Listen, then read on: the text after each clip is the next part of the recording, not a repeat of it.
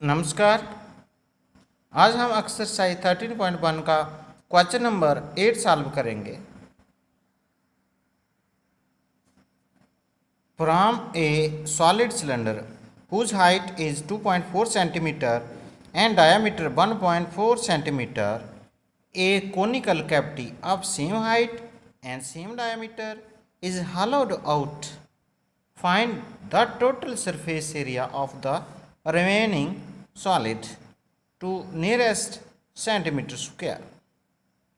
एक सिलेंडर है, अंदर से सॉलिड है, हाइट 2.4 सेंटीमीटर और डायमीटर 1.4 सेंटीमीटर दिया हुआ है। उसके बीच से एक कोनिकल कैविटी निकाल ली गई है और कोनिकल कैविटी की हाइट और डायमीटर सेम है जितना सिलेंडर का है। जो एरिया बच जाता है, जो सिलेंडर बच जाता है, सिलेंडर का पार्ट बच जाता है, उसका एरिया बताना कितना। तो जब तक इसको डायग्रामेटिकली नहीं समझेंगे तो पता नहीं चलेगा। तो आइए डायग्राम बनाकर इसको सॉल्व करते हैं।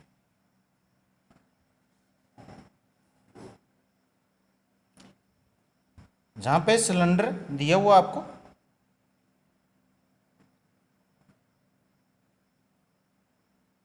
ध्यान से समझना डायग्राम।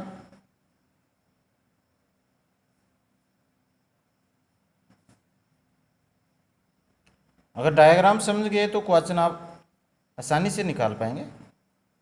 हाइट 2.4 सेंटीमीटर दी हुई है जहाँ से लेकर जहाँ तक।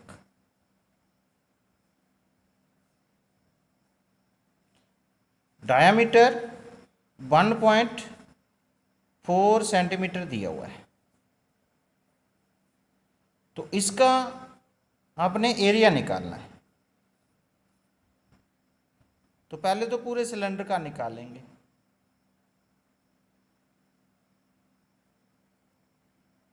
इसके अलग अलग पार्ट्स बनेंगे, पोर्शन बनेंगे, तो अलग अलग पार्ट को हम सॉल्व करेंगे। तो पहले सिलेंड्रिकल पार्ट लेते हैं।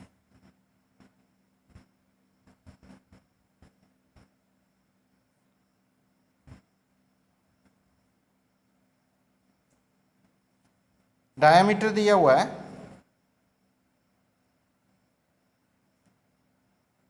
1.4 सेंटीमीटर। रेडियस आसानी से निकल जाएगा, 2 से डिवाइड करने पर 1.4 को 2 से डिवाइड करेंगे तो ये बनेगा 0.7 centimetre. Height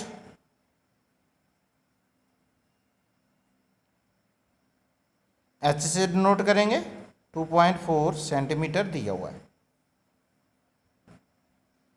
therefore curved surface area of cylinder, तो फार्मूला इसका 2 पाई आर एच, वैल्यू सब्स्टिट्यूट करिए। 2 पाई 22/7 मल्टीप्लाई आर की वैल्यू 0.7 है, पॉइंट को तोड़ते हैं, 7/10 हो जाएगा। एच 24, पॉइंट तोड़ लेंगे 24 बनेगा अपॉन 10, 7 कट गया। हमारे पास बच गया है 2 की 22 के साथ मल्टीप्लाई 44 मल्टीप्लाई 24 अपॉन 10 मल्टीप्लाई 10 100। 24 और 44 की अगर हम मल्टीप्लाई करें तो बनता है 1056 अपॉन 100। 2 के बाद पॉइंट आएगा 10.56 सेंटीमीटर स्क्वायर। जिस सिलेंडर का बाहर वाला सरफेस एरिया निकल गया, ये जो बेस है इनको छोड़ के, ना ऊपर वाला बेस लिया है हमने ना नीचे वाला लिया है। इसी सिलेंडर से जो सॉलिड है, अंदर से सख्त है, भरा हुआ है, इससे एक कोन निकाल लिया है। कोन की हाइट 2.4 है और डायामीटर भी सेम है, यानी ऐसी सिचुएशन है ये ऐसा, ये कोण बाहर निकाल लिया है तो अंदर वाला जो एरिया रह जाएगा वो इसी तरह से रहेगा जी। सिलेंडर का जो पोर्शन बच रहा है, ये जो पोर्शन है जो डार्क कर रहा हूँ मैं, ये बच जाएगा, बाकी ये निकाल कर बाहर फेंक दिया है। जब इसको बाहर निकाल कर फेंक दिया तो अंदर से और एरिया बन गया, अंदर और खोखली जगह हो गई, तो अंदर से भी एरिया निकालना पड़ेगा। अंदर कितना एरिया बना है, जितना कोण है, तो कोण की मेजरमेंट कितनी है, कोण की मेजरमेंट वही है जो सिलेंडर की है, यानी हाइट 2.4 और डायमीटर 1.4। तो आइए कोनिकल पार्ट को सॉल्व करते हैं। डायमीटर सेम होगा मीन्स रेडियस सेम और हाइट 2.4। तो आइए कोनिकल पार्ट को सॉल्व करते हैं।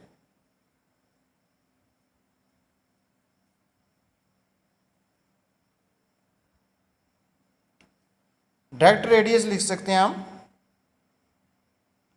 Radius equal to 0.7 centimetre, height h 2.4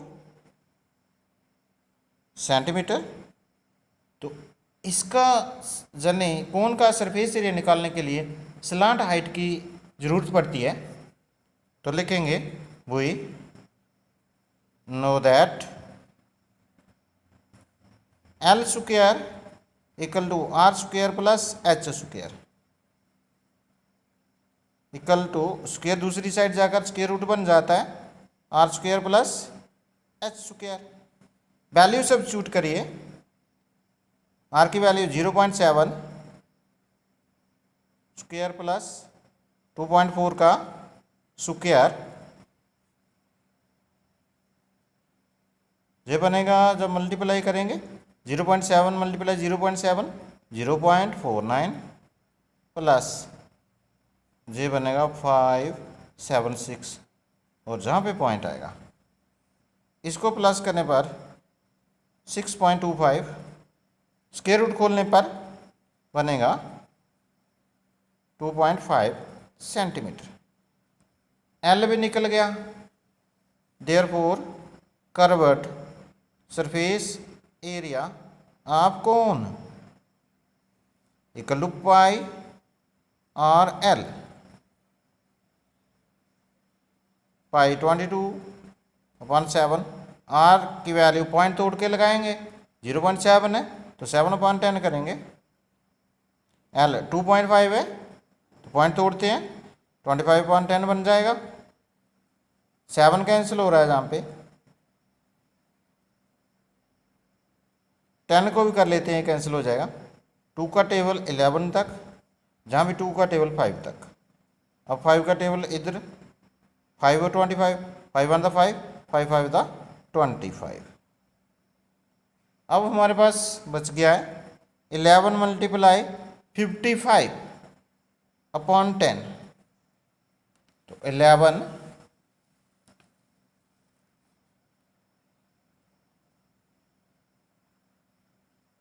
multiply 5/10 equal to 55/10 equal to 5.5 centimetre. Cone का सरफेस एरिया निकल गया, curved surface area of cone. अब जहाँ से जब ये निकाल दिया कोन बार, तो ये जो बेस है ये भी जहाँ पे ही रह जाएगा, नीचे वाला बेस जहाँ पे ही रह जाएगा, इसका भी एरिया लेना पड़ेगा। लिखेंगे area of lower base. Lower base circle जैसा है तो सर्कल का लगेगा फार्मूला पाई आर स्क्वायर। तो आर कितना 0.7 है, जहाँ पे अभी भी निकाला था जहाँ पे, तो सभी का 0.7 ही है। ये पाई 22/7 मल्टीप्लाई आर स्क्वायर है, 7/10 मल्टीप्लाई 7/10, 7 वन 7, एक 7 तो कट गया, 7 की 22 के साथ मल्टीप्लाई 154 अपॉन 100, तो 0.2 के बाद लगेगा 1.54 सेंटीमीटर स्क्वायर। जहाँ से तो आपको पता चल गया होगा। अब देखो हमने किसका एरिया निकाला, हमने सिलेंडर का तो पहले से ही निकाला हुआ है, कोन का भी निकाल दिया क्योंकि अंदर से तो खोखली जगह बन गई कोन जैसी। अब नीचे वाला बेस का भी हमने निकाल दिया। इन तीनों को प्लस करके जो बचा हुआ एरिया है, जो सिलेंडर का बचा हुआ एरिया है वो निकल जाएगा। तो लिखेंगे देयरफॉर रिमेनिंग, ऐसा लिखेंगे therefore curved surface area of remaining cylinder जो solid equal to curved surface area of cylinder plus curved surface area of cone plus area of lower base equal to, पहले हम सिलेंडर का area substitute करते हैं।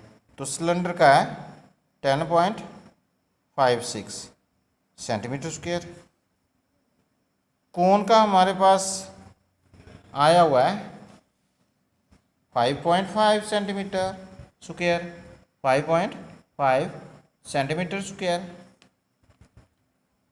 Plus area base जो बना 1.54 centimetre square.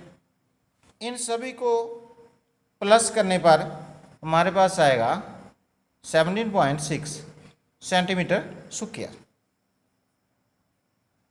अब question में पूछा है नियरेस्ट सेंटीमीटर स्क्वायर में इसको लिखना है, तो जे 5 से ज़्यादा हो तो इधर एक बढ़ाना होता है, तो इधर 6 है, तो 17 की जगह हम 18 सेंटीमीटर स्क्वायर लिखेंगे।